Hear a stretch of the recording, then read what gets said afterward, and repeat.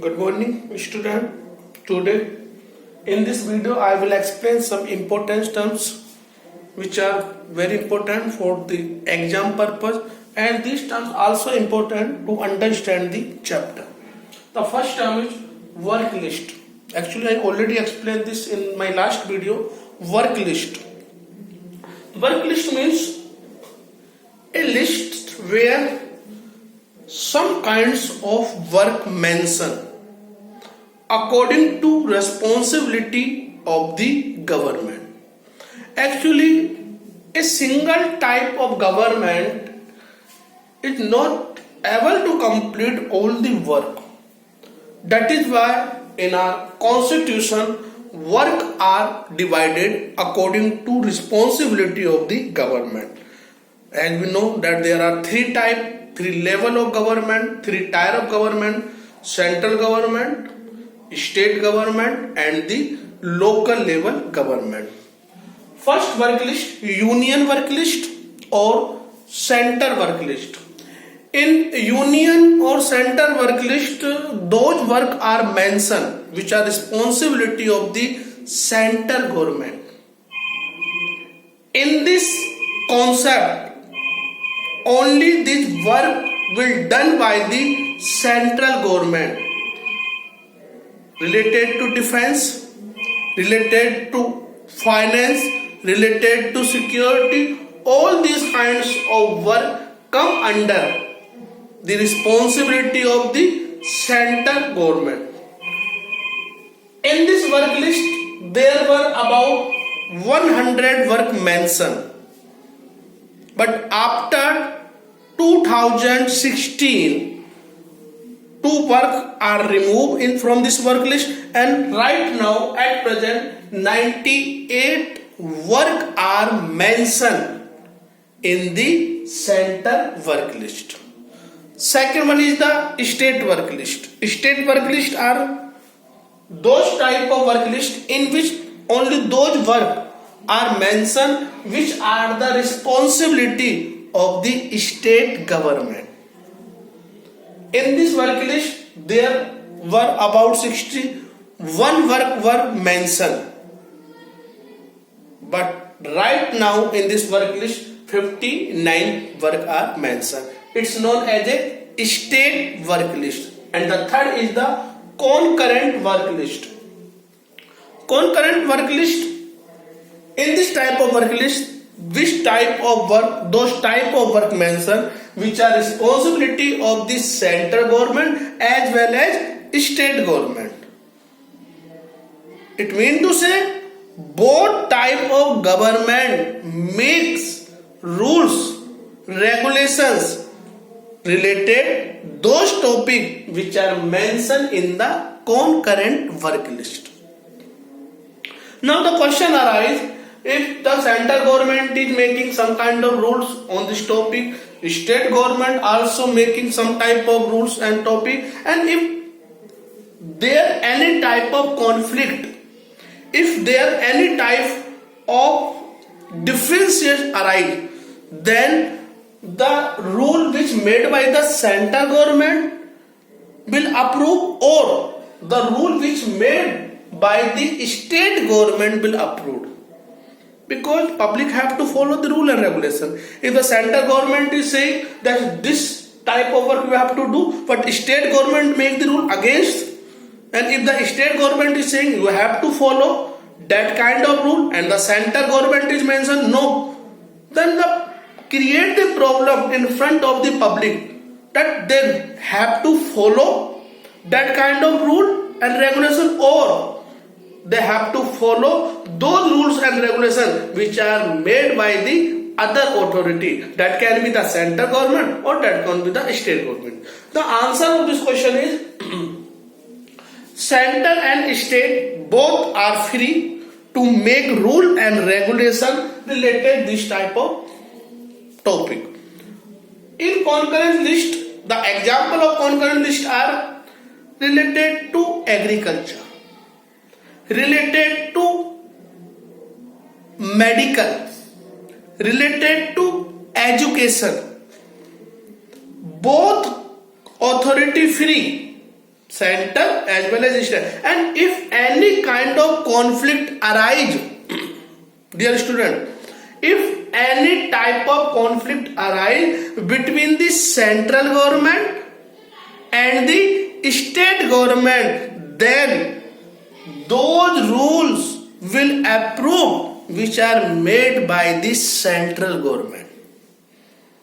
In concurrent list, both organizations, both institutions are free, center and state. If any kind of conflict arise, then the center government rule and regulation will approve. This was a brief information related to work list. Understand? Second, coalition government or alliances government.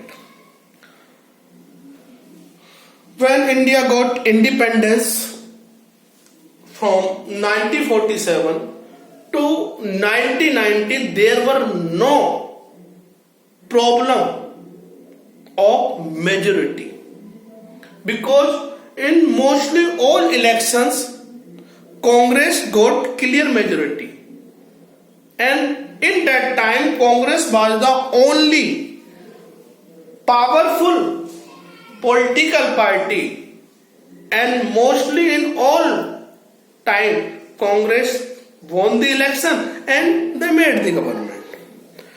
But after some time the conflict arose after 1970. After 1970, the Congress political party was unable to get clear majority, and in that time some regional political parties came. So it was unable for any political party, any single political party, to make the government. Now the condition started that one single political party was unable to make the government. In that time the government started to become with the help of more than one political party. So the coalition government or alliances government means the government which become with the help of more than one political party. More than one political party is known as coalition government or alliances government. In India, more than 750 political parties are registered, and the number is increasing, day by day increasing. And now it is very impossible for a single political party to make a government, to get a clear majority. So the government become with the help of more one political party, that is the coalition government or alliances government. But surprisingly, in last elections, center last election, one political party got clear majority and he made their own government. But mostly on other election, single political was unable to make the government. UPA first, UPA second, NDA. These are the some example of the coalition government. So coalition government means the government which become with the help of more than one political party is known as a coalition government or alliances government. The third is the language policy. Our central government clearly mention India language policy. No doubt to say more than 40% people speak Hindi. Hindi is a national language. Everyone say Hindi is a national language, but it is not 100% right. Mostly every person say that Hindi is our national language, Hindi is our national language, except. But only 40% people who speak Hindi, for their Hindi is a mother tongue, only of 40% people who speak Hindi. If the person who live in the south and he don't know how to speak Hindi. How can we say that a South person mother tongue is Hindi? Understand? So our government clearly mention Hindi will as official language and state language will also count as an official language, and that is why about 21 languages are mentioned. A student who gave the exam for the IAS, IPS, others union exam, he or she can adopt out of 21 language. Hindi is mother tongue, Hindi is national language, and our government is also try to promote Hindi, but we never impose forcefully everyone that Hindi is the only language. Person can speak, person can use those type of language which are mentioned in our constitution, and a person can freely explain, express their ideas. This is the policy of language policy. The next topic is a center-state relation. Center-state relation. This type of problem never came before 1990, because again I am repeating, in mostly state and mostly center there was only one government, one political party government.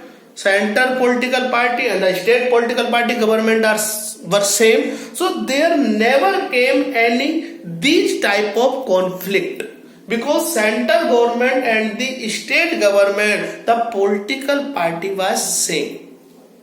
But when the coalition government came, when the alliances government came, then this type of conflict can be seen everywhere. Center government always want that their political party should make the government in every state, and state political party also wanted same thing.